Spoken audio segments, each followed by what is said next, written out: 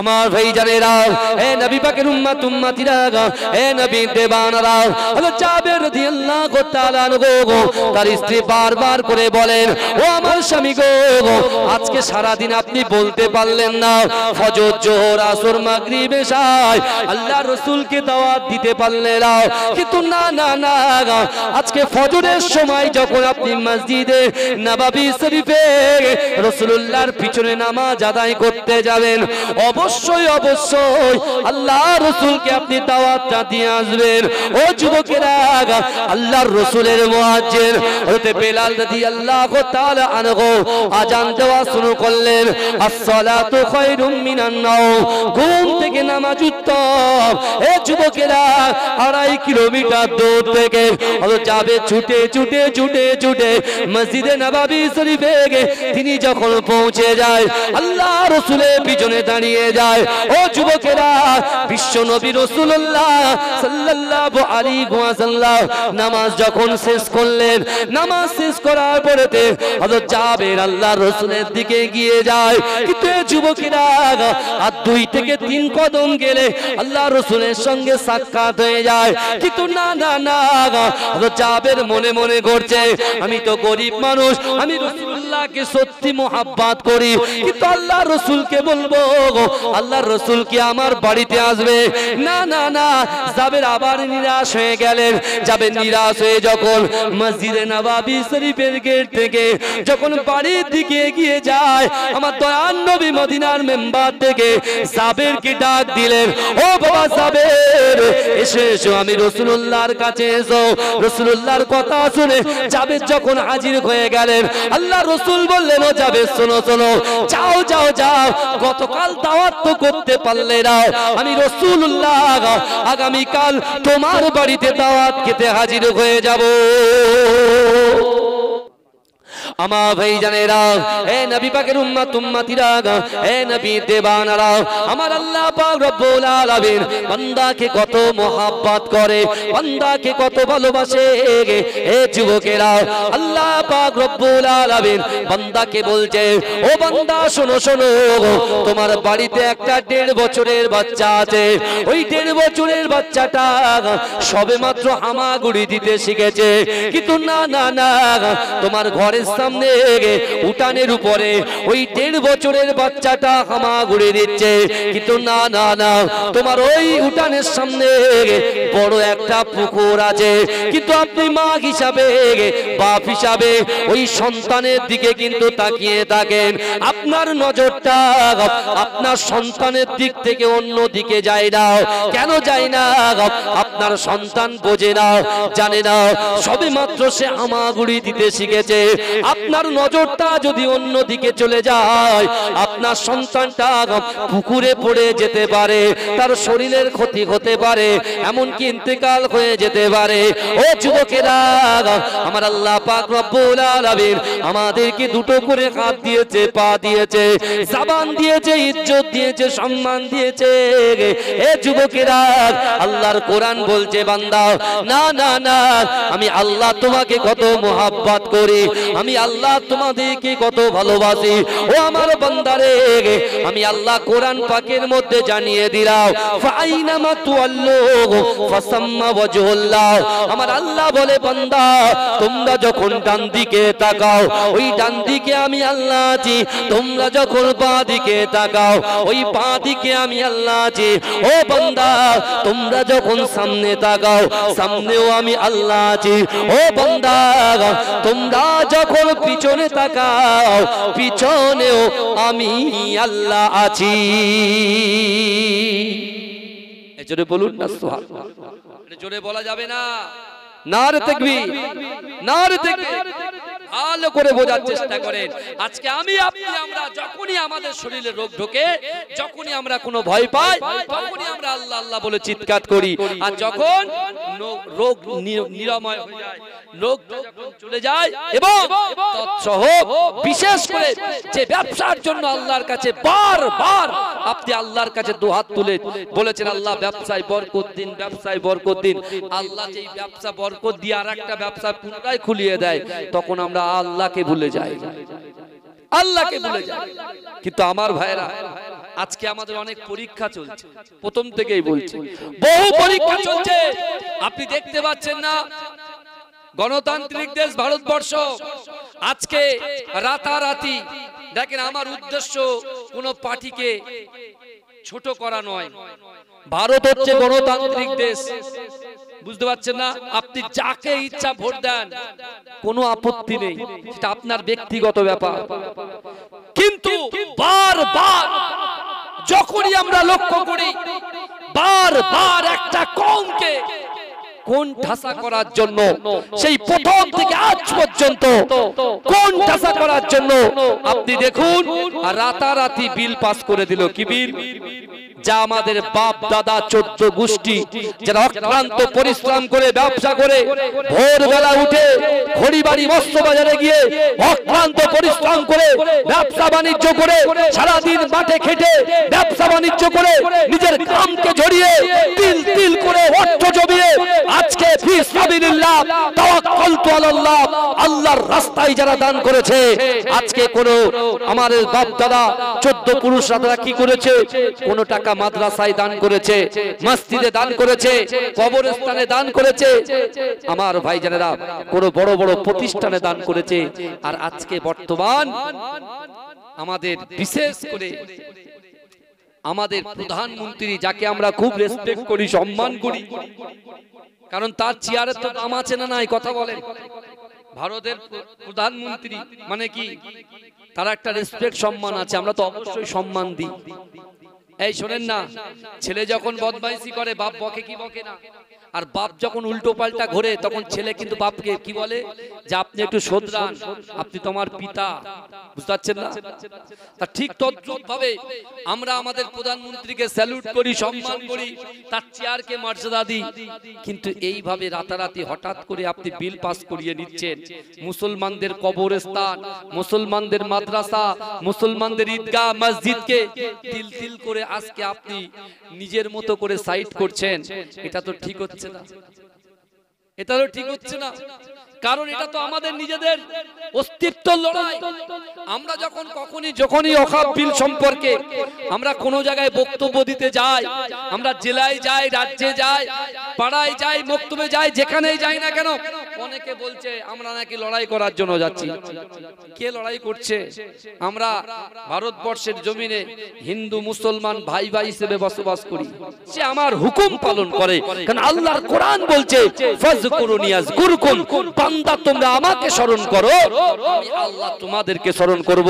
আর আল্লাহ পাক রব্বুল আলামিন এটাই বোঝাতে চাইছে যে মহেশ্বরপুর যুবকেরা, নারীরা, পুরুষেরা, তোমরা যদি আমি আল্লাহর কথা শোনো, আমি আল্লাহ তোমাদের কথা শুনবো। জোরে বলে, জোরে বলা যাবে না? আল্লাহ বলছে তোমরা আমার কথা শোনো, আমি আল্লাহ তোমাদের কথা শুনবো। আল্লাহর কথা কি শুনবো আমরা? নামাজ আমাদের জন্য ফরজ, আল্লাহর হুকুম। এই শুনছেন?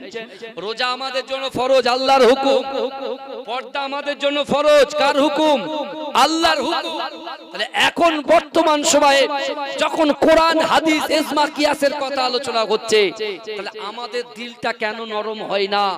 এত টাকা খরচা করে জলসা দিয়েছেন, কিন্তু জলসা শোনার বেলায় তো কেউ থাকে না, তখন আপনি কোথায় যাবেন? তাই আল্লাহ পাক কোরআনে বলছে, বান্দা ওয়াসারিউ ইলা মাগফিরাতিম মির রাব্বিকুম ওয়া জান্নাতিন আরদুহাস সামাওয়াতু ওয়াল আরদ উইদ্দাত লিল মুত্তাকিন। আল্লাহ বলছে, বান্দা শোনো, তোমরা যারা ব্যবসায় লিপ্ত আছো, তোমরা যারা পরিবারের সঙ্গে লিপ্ত আছো, তোমরা যখন বন্ধু বান্ধবের সঙ্গে লিপ্ত আছো, তোমরা যখন অর্থ সম্পদের পিছনে ছুটছো, ও বান্দা শোনো, তোমাদেরকে আমি আল্লাহ হায়াত দিয়েছি, কিন্তু দিন যত এগিয়ে যায় হায়াত তখন তোমাদের কমে যায়। অর্থাৎ মৃত্যু নামক ফেরেশতা যখন ইজা জাআজালুহুম লা ইস্তাখিরুনা সাআতাও ওয়া লা ইস্তাকদিমুন, মৃত্যু যখন আসবে এক সেকেন্ড লেট করা হবে না, দেরি করা হবে না।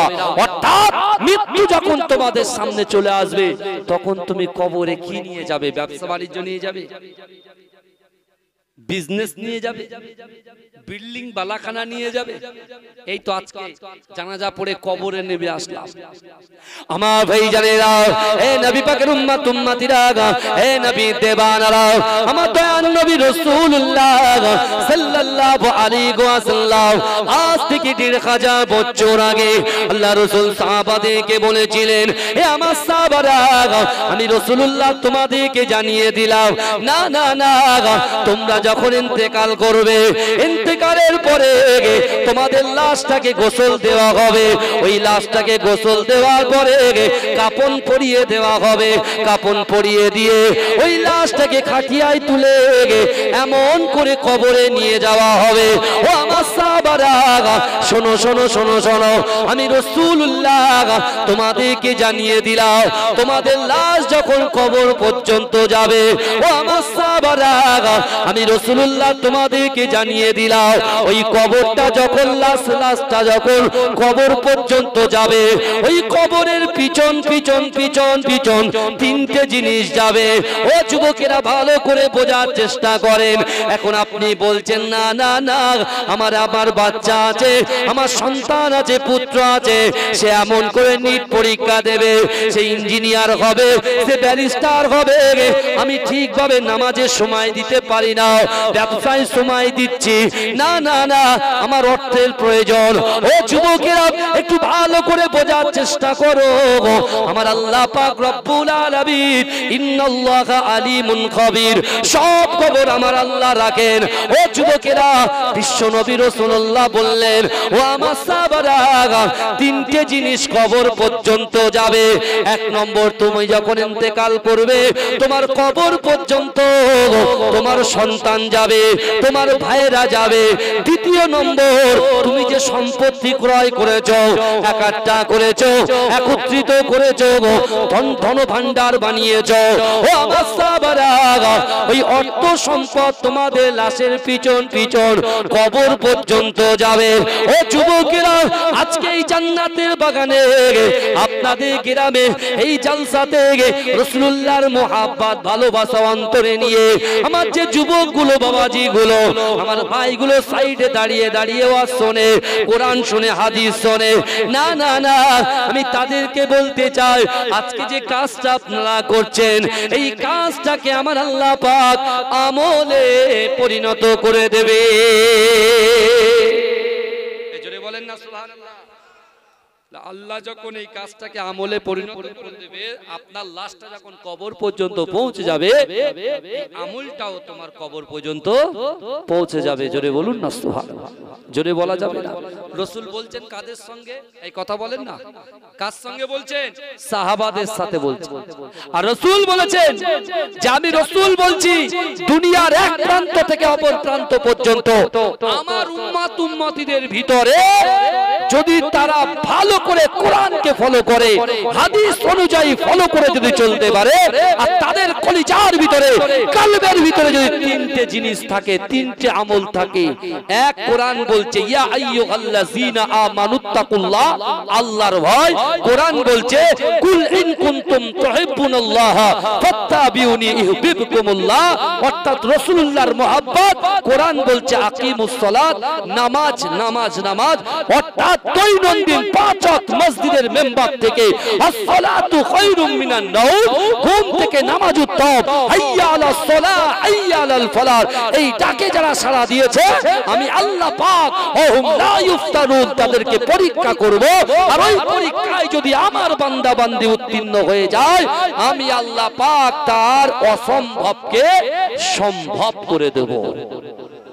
এই জন্য বলবেন কত রকম সমস্যা আছে বলুন তো? পারিবারিক সমস্যা,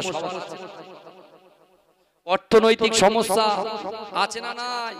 শারীরিক সমস্যা আছে না নাই? সাংসারিক সমস্যা আছে না নাই? সবকিছু আছে। তা এই সকল সমস্যাগুলো আমরা সমাধান করবেন না? আপনি চিন্তা করবেন না? কথা বলেন।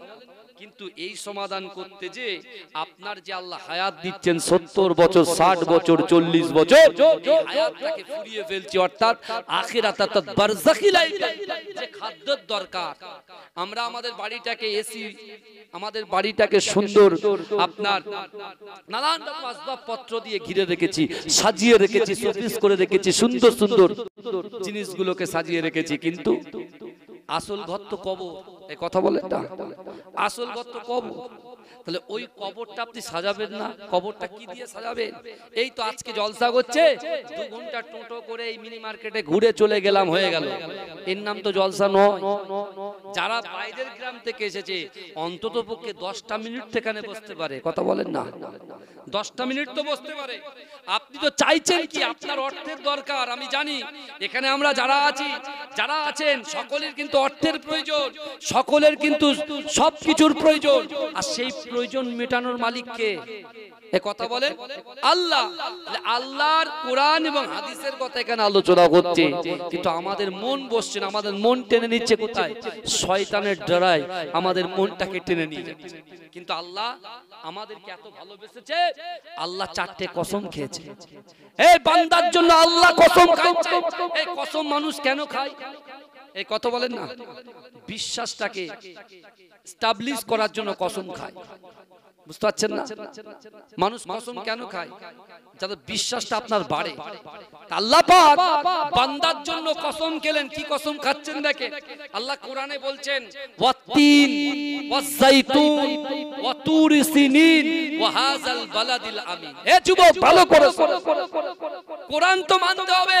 কোরআন যদি আপনি না মানেন আপনি তো কাফের হয়ে যাবেন, মুশরিক হয়ে যাবেন। কিন্তু আল্লাহ তার বান্দাকে এতটাই ভালোবাসে, এতটাই মহব্বত করে।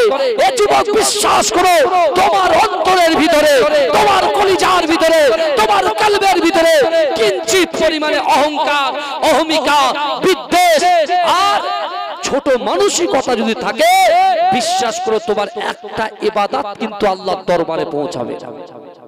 আমরা মনে করছি নামাজ পড়েছি, রোজা রেখেছি, হজ করেছি, যাকাত দিয়েছি, ফিতরা দিয়েছি, কপালে কালো দাগ হয়ে গেছে নামাজ পড়ে পড়ে, আমি ঠিক বেরিয়ে যাব। কোথায় বেরিয়ে যাবে? না আখিরাতে বেরিয়ে যাব। কি করে বেরোবে তুমি? বলে কেন? আমি নামাজ পড়েছি, তো রোজা রেখেছি, হজ করেছি, যাকাত দিয়েছি, লক্ষ লক্ষ টাকা আমি দান করে দিয়েছি, আমি আমার ইবাদতের পাওয়ারে যাব। আল্লাহ বলছে তাই নাকি? তুই তোর ইবাদতের পাওয়ারে যাবি?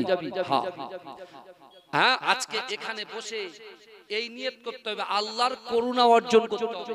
আল্লাহর করুণা ছাড়া আমরা কেউ জান্নাতে যেতে পারবো না। ভালো করে বোঝে। বনি ইসরাইলের জামানায় আল্লাহ পাক এক যুবককে জিজ্ঞাসা করছে, তুমি বলো তুমি আমার করুণায় জান্নাতে যেতে চাও না তুমি তোমার আমলে জান্নাতে যেতে চাও? বলো তাড়াতাড়ি বলো।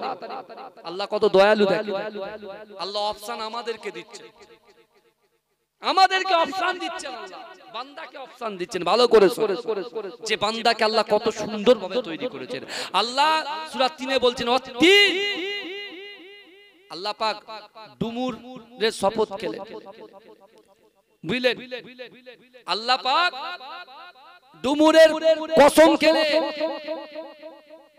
ওয়াজাইতুন জাইতুন তেলের কসম খেলেন, ওয়া তুর সিনিন সিনাই পর্বতের কসম খেলেন, তুর পাহাড় যেখানে মুসা আলাইহিস সালাতু ওয়াস সালাম আল্লাহর সঙ্গে কথা বলতেন। এই বুঝতে পারছেন না? ওয়া হাযাল বালাদিল আমিন নিরাপদ শহরের কসম খেলেন, মক্কা নগরী। তারপর আল্লাহ বলছেন লাকাদ খালাকনাল ইনসানা ফি আহসানি তাকবীম, অবশ্যই অবশ্যই আমি মানুষকে সৃষ্টি করেছি সুন্দর গঠন দিয়ে, রূপ দিয়ে। জোরে বলুন না।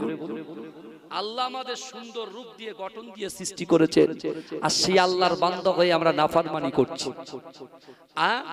ভালো করে বোঝে আমার সোনার ভাইরা, একটা জিনিস বোঝার চেষ্টা করুন। আল্লাহ বলছে বান্দা তুমি বলো তুমি আমার করুণায় জান্নাতে যাবে না তুমি তোমার আমলে জান্নাতে যাবে? ও তখন বলছে আল্লাহ আমি আমার আমলে জান্নাতে যাব। আল্লাহ বলে তাই? আল্লাহ ফেরেশতাকে বলছে ও ফেরেশতা যাও, একে একটু জাহান্নামের ভিতরে ঢোকাতে হবে না, জাহান্নামের গেটের পাশ দিয়ে ঘুরিয়ে নিয়ে এসো। এই শুনছেন তো আপনারা? জাহান্নামের গেটের পাশ দিয়ে ঘুরিয়ে নিয়ে এসো। জাহান্নামের গেটের পাশ দিয়ে এক চক্কর মেরে এসে এত পানি পিপাসা লেগে গেছে, ও তখন বলছে আল্লাহ আমার একটু পানির প্রয়োজন, আমার একটু পানি পান করা। আর আল্লাহর হুকুম, সামনে দিয়ে একজন পানি নিয়ে যাচ্ছে, তাকে ডেকেছে, ভাই আমাকে একটু পানি দিয়ে যাও। বলে এক গ্লাস পানি দেব, কিন্তু 500 বছরের ইবাদত দিতে হবে, তারপরে পানি পাবেন, তার আগে পাবেন না। ও বলছে ঠিক আছে, আমি তাতে রাজি, আগে পিপাসাটা তো মেটাই। পানির অপর নাম কি? জীবন। পানির অপর নাম জীবন। পিপাসাটা তো মেটাই, তৃষ্ণাটা তো মেটাই। ও 500 বছরের ইবাদত দিয়ে দিয়েছে, দিয়ে পানি ঢক ঢক করে খেয়ে নিয়েছে, ব্যাস সব শেষ। আল্লাহ বলে তুই কি করে যাবি, তোর কাছে তার কিছু নেই, কি করে যাবে? সাথে সাথে সিজদায়, আল্লাহ আপনি আমাকে ক্ষমা করে দিন। আল্লাহ বলছে ওই জন্য তো কোরআনে আয়াত নাযিল করেছি, উদউনি আস্তাজিব লাকুম, বান্দা তোরা আমার কাছে চা। ওই জন্য তো বান্দা তুমি গুনাহ করে বাড়ির মাথায় গিয়ে এক কোণায় গিয়ে মাথায় হাত দিয়ে বসে থাকবে, আমার সব শেষ হয়ে গেল। ওই জন্য তো বলেছি লা তাকনাতু বির রাহমাতিল্লাহ, বান্দা আমার রহমত থেকে তোরা নিরাশ হয়ে যাস না। ওই জন্য তো বলেছি আমার বান্দা পাহাড় পরিমাণে গুনাহ করবে, নাফরমানি করবে, জিনা করবে, অহংকার করবে, অবিচার করবে, আমার বান্দা খারাপ কাজের ভিতরে লিপ্ত হবে, তারপরেও আমি আল্লাহ কোরআনে বলেছি ইয়া আইয়ুহাল্লাযীনা আমানু তুবু ইলাল্লাহি তাওবাতান নাসুহা। ও বান্দা তোমরা যদি তওবার মতো তওবা করতে পারো, আমি আল্লাহ তোমার জিন্দেগি জীবনে সগীরা কবিরা যত বড় যত গুনাহ আছে আমি আল্লাহ ক্ষমা করে দেব। জোরে বল, জোরে বলবেন।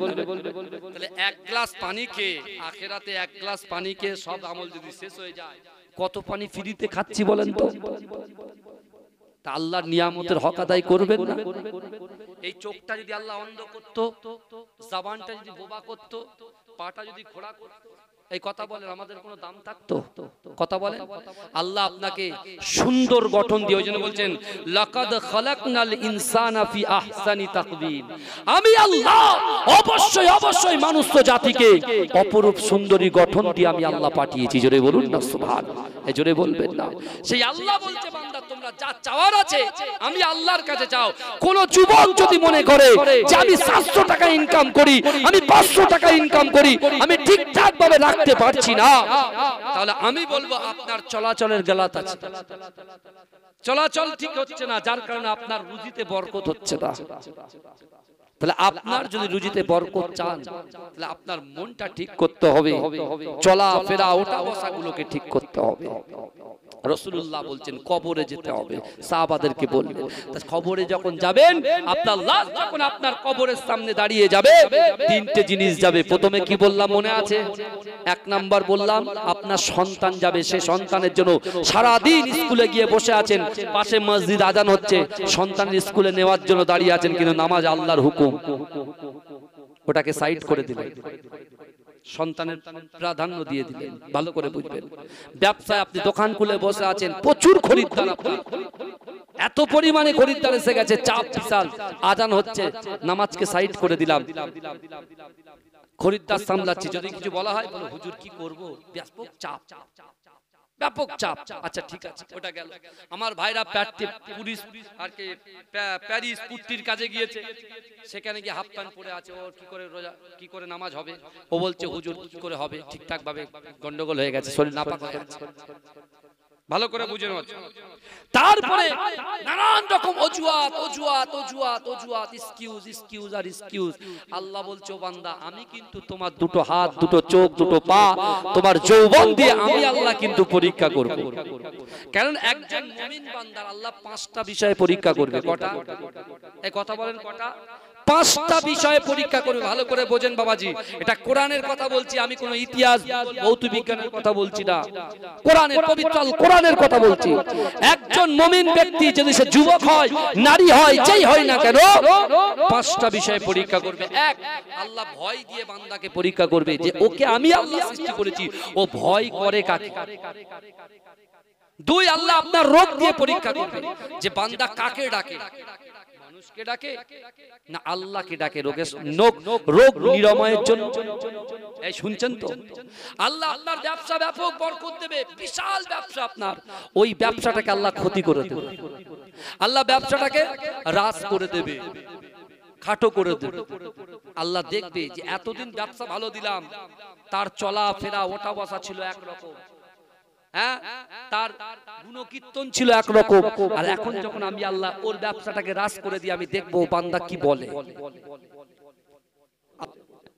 কিন্তু আমার ভাই জানেরা, এ নবী পাকের উম্মত উম্মতিরা, এ নবী দেওয়ানারা, বিশ্ব নবী রাসূলুল্লাহ সাল্লাল্লাহু আলাইহি ওয়াসাল্লাম সাহাবাদেরকে বলতে লেগেছে, ও আমার সাহাবারা, আমি রাসূলুল্লাহ তোমাদেরকে জানিয়ে দিলাম, মিনহা খলাকনাকুম ওয়া ফিহা নুঈদুকুম ওয়া মিনহা নুখরিজুকুম তারাতান উখরা বলে তিন মুঠো মাটি যখন তোমার বুকে চাপিয়ে দেওয়া হবে, ও যুবকেরা মায়েরা একটু ভালো করে বোঝার চেষ্টা করেন।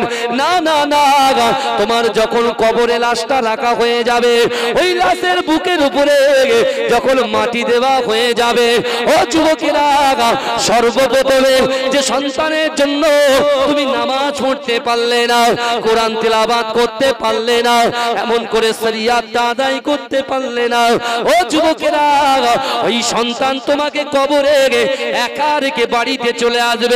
যে সম্পত্তির জন্য তুমি সারাদিন মাঠ থেকে বাড়ি আসো না, নামাজের সঙ্গে যুক্ত হও না, কোরআন তেলাওয়াত করো না, ও যুবকেরা ভাইরা, ওই সম্পত্তি তোমার বাড়িতে তোমার সন্তানের পিছন পিছন চলে আসবে। কিন্তু ও যুবকেরা, ও নবী পাকের উম্মত উম্মতিরা, না না না, ওই কবরে থেকে আপনার সন্তান চলে আসবে, আপনার সম্পত্তি চলে আসবে। কিন্তু আজকে যারা এই জান্নাতে বাগানের ভিতরে বসে আছে, আজকে যারা জান্নাতের বাগানে বসে বসে ওয়ায়ুসাব্বিহুনাকা ওয়ায়ুহাম্মিদুনাকা ওয়ায়ুকাব্বিরুনাকা, যারা সুবহানাল্লাহ বলছে, আলহামদুলিল্লাহ বলছে, আল্লাহু আকবার বলে তাকবীর দিচ্ছে, যারা কোরআন তেলাওয়াত শুনছে, যারা এমন করে মেহমানদারি করছে, আল্লাহর রাসূলের সুন্নাতটাকে যারা আদায় করছে, ও যুবকেরা, এই কাজগুলোকে আমার আল্লাহ পাক আমলে পরিণত করে দেবে। কিন্তু যুবকেরা, তোমার সন্তান যখন কোনো কাজে আসলো না, তোমার সম্পত্তি যখন কোনো কাজে আসলো না, তোমার এই আমলটুকু আমার আল্লাহ পাক ওই কবরের ভিতরে তোমার সাপোর্টের জন্য পাঠিয়ে দেবে। জোরে বলুন না সুবহানাল্লাহ। हो गिलमान देखे रास्ता सरकार का, रास्ता सरकार का, हो गिलमान देखे रास्ता सरकार का, रास्ता सरकार का, हो गिलमान देखे रास्ता सरकार का, रास्ता सरकार का,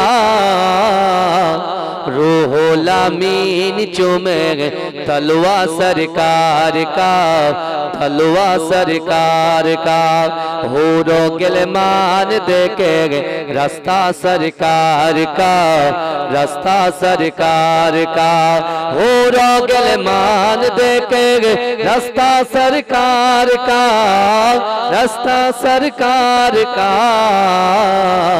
रूहुल अमीन चूमे तलवा सरकार का, तलवा सरकार का, परवरदिगार देखे रास्ता सरकार का, रास्ता सरकार का, परवरदिगार देखे रास्ता सरकार का, रास्ता सरकार का,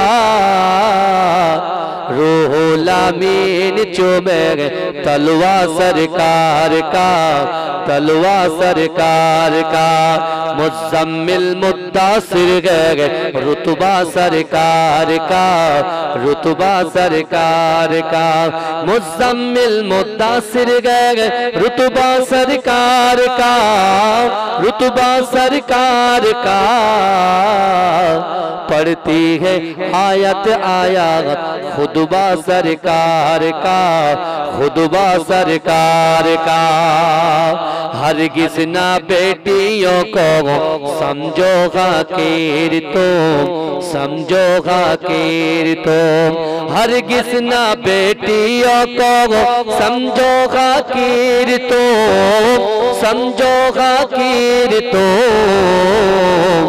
चलती है बेटियों से सजरा सरकार का, सजरा सरकार का। हो रो गिलमान देखेंगे रास्ता सरकार का, रास्ता सरकार का। रूहो लामीन चूमेंगे तलवा सरकार का, तलवा सरकार का। अल्लाहुम्मा सल्ली अला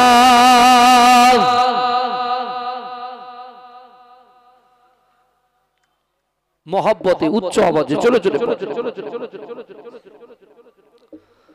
नहमदुहु व नुसल्ली अला रसूलिहिल करीम अम्मा बाद।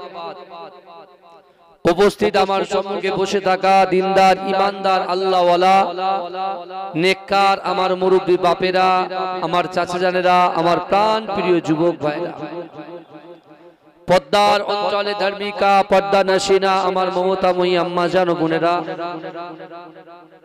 মহাসম্মানিত এ গ্রামের যোগ্য ইমাম সাহেব, আমার প্রিয় বন্ধু জনাব মাওলানা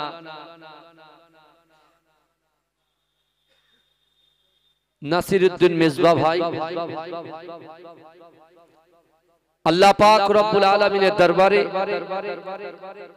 হালকা করে দেন ভাই কোটা, আল্লাহ পাক রব্বুল আলামিনের দরবারে লাখো কোটি শুকরিয়া যে আল্লাহ পাক রব্বুল আলামিন আজিকার দিনেতে আমাদের মতো গুনাহগার খাতাকার সিয়াকার নাচিস বান্দা বান্দি গুলোকে কিছু সময় এই জান্নাতের বাগানে কোরআন হাদিস ইজমা কিয়াসের কিছু কথা শোনার এবং বসার তৌফিক ইনায়েত করে দিয়েছেন।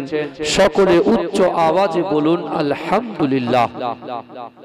তারপর পরেই শান্তির দূত, সাম্যবাদের সদাচারী, ইমামুল আম্বিয়া, খাতামান নবিয়িন, নূর মিন নূরিল্লাহ, নূরুল আলা নূর, নূরে মুজাসসাম, রাসূল আকরাম, সরকারে দো আলম, হাবিবে লবিবে তবিব জনাবে মুহাম্মদ মুস্তাফা, সকলে বলুন সাল্লাল্লাহু আলাইহি ওয়াসাল্লামের রওজা মুবারকে, মাজার মুবারকে কোটি কোটি দরুদ ও সালাম। সকলে বলুন সাল্লাল্লাহু আলাইহি ওয়াসাল্লাম। আজকে আমরা যারা এই জান্নাতের বাগানের ভিতরে উপস্থিত হয়েছি, আজকে এই মহেশপুর গ্রামে আমার সামনে আমার পিছনে ডান দিকে বাদিকে যে সকল ভাইয়েরা বোনেরা যারা আছেন, আমি সকলকে মুজাদ্দিদ জামান দাদা হুজুর পীর কেবলার খলিফার আওলাদ হিসাবে আমি আপনাদেরকে বলতে চাই, বিশ্বাস করুন আজকে ভারতবর্ষের মানচিত্রের দিকে একটু তাকান, লক্ষ্য করুন। আজকে আমাদের ভারতবর্ষ হচ্ছে গণতান্ত্রিক দেশ। এ দেশের আমরা হিন্দু মুসলমান জৈন খ্রিস্টান ঈসাই শিখ সব একসঙ্গে একে অপরের পরিপূরক হিসাবে এই দুনিয়ায় বিচরণ করি। কিন্তু আজকে আমরা যারা এই জান্নাতের বাগানের ভিতরে উপস্থিত হব, যারা আমরা আসন গ্রহণ করেছি, আমি তাদেরকেই বলতে চাই, বিশ্বাস করুন দেশকে ভালোবাসা, মাতৃভূমিকে ভালোবাসা ঈমানের অঙ্গ। জোরে বলুন না সুবহানাল্লাহ। যারা ভারতবর্ষের জন্য, যারা মাতৃভূমির জন্য, দেশের জন্য জান দিয়ে দেয়, কুরবান করে দেয়, আল্লাহ তাদেরকে শহীদের দরজা দেয়। জোরে বলুন না সুবহানাল্লাহ। আমরা দেখতে পাচ্ছি বর্তমান সময়ে আলোচনা মাশাআল্লাহ কোরআন হাদিসকে সামনে রেখেই হবে, কিন্তু আলোচনা করতে গেলে আমার যুবকদের তো এখানে আসার প্রয়োজন, আমার গ্রামের প্রত্যেকটা ভাইদেরকে এখানে আসার প্রয়োজন। কিন্তু আজকে আমরা যখনই কোনো সমস্যায় পড়ি তখন আল্লাহকে ডাকি, আর যখন সমস্যা কেটে যায় তখন আমরা আল্লাহর থেকে অনেক দূরে সরে যাই। কিন্তু আমার ভাইরা, আল্লাহ পাক রব্বুল আলামিন পবিত্র কালামুল্লাহ শরীফের ভিতরে, কোরআনুল কারীমের ভিতরে আল্লাহ স্পষ্ট ভাষায় জানিয়ে দিয়েছে, বান্দা বিসমিল্লাহির রহমানির রহিম আহাসিবান নাস ওয়া ইতরাকু আইয়াকুলু আমান্না ওহুম লা ইফতানুন। আল্লাহ বলছে, বান্দা তোমরা যারা ঈমান এনেছো তোমরা কি মনে করো আমি আল্লাহ তোমাদেরকে ছেড়ে দেব? ওহুম লা ইফতানুন, আমি আল্লাহ কি তোমাদের পরীক্ষা করব না? আজকে মাঝেরহাটি পীর সাহেব হুজুরের বড় কন্যা আজকে আমার বেটি ইন্তেকাল করেছেন। আমি জীবনের প্রথম আমার এই 30-31 বছর বয়স, এই 30-31 বছর বয়সে আমি বহু মাটি দিয়েছি, কিন্তু কবরে কোনোদিন নামিনি। আমি আমার নিজের আব্বুর কবরে কখনো নামিনি, কিন্তু আমার এই বেটির সঙ্গে আমার আব্বাজানের আকৃতিটা পুরো এক। যখন আব্বাজানের জানাজায় প্রচুর মানুষ এসেছিলেন, সেই ভিড়ের মাঝখানে অনেক রকম সমস্যা তৈরি হয়েছিল বলে আমি ঠিক কবরে নামতে পারিনি। কিন্তু মনে মনে হচ্ছিল যদি আমি কবরে নামতাম, শেষবারের মতো আব্বাজানের মুখটা দেখতাম, একটু দোয়া নিতে পারতাম। বুঝতে পেরেছেন? সেই দোয়া নেওয়ার জন্য এই জামা পরেই আমি এসেছি, এই কারণে যে বাস্তব কথা বলছি। আমার মেজবা ভাই যখন ফোন করলেন, আমি সাথে সাথে তার ডাকে সাড়া দিয়েছি এবং আমি বলেছি ইনশাআল্লাহ যাব। কিন্তু আজকে এরকম একটা সমস্যা, আমার বেটি ইন্তেকাল করেছেন, ছোটবেলা থেকে মানুষ করেছেন, তার কবরে আজকে নামলাম। বিশ্বাস করেন, আমরা দূর থেকে কবরটা দেখি 3.5 হাত, কিন্তু যখন যারা কবরে নামে, মাইয়িতকে যারা কবরে শায়িত করে, তাদেরকে কানে কানে গিয়ে জিজ্ঞাসা করবেন যে ভাই দুনিয়ার জমিনে তোমরা তো চলাফেরা করো, ওঠা বসা করো, ব্যবসা বাণিজ্য করো, এদিকে যাও সেখানে যাও, কিন্তু যখন তুমি কবরের মাটিতে ভিতরে তুমি যখন নেমে যাও তখন তোমার ফিলটা কেমন হয়, অনুভব কেমন করো?